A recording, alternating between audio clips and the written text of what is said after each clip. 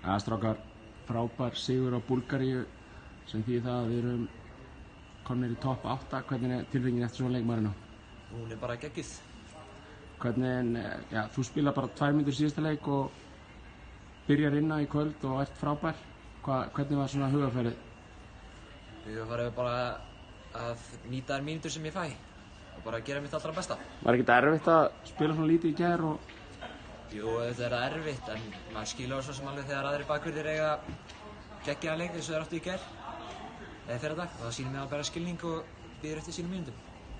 En Hugi, þú átti líka frábæra leik og þinn besta leik í mótinu hingað til. Hver á munurinn hjá þinni frammistöðu við öðrum leikjum? Ég held ég að bara komið aðeins undirbúinir í leikinn. Átti alveg miklum erfiðleikum í pólverðarleiknum og það vorum allir að reyna að blokka öll skot og eitthvað, síðan töluðum við bara saman allir og töluðum að við ættum ekki að vera að hoppa og eitthvað, við myndum halda okkur í jörðinni og spilum við geggjaða vörn. Gerðum það. Hvernig var að dekka Kostas í búlgarsku liðinu sem er talin 5 bestu leikmenn sínu aldursflokki í heiminum?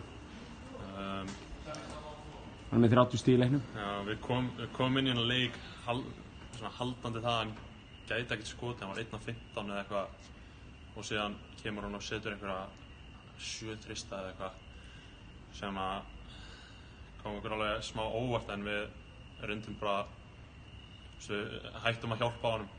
Hann skoraði voða lítið í endan sem að hjálpa okkur mjög.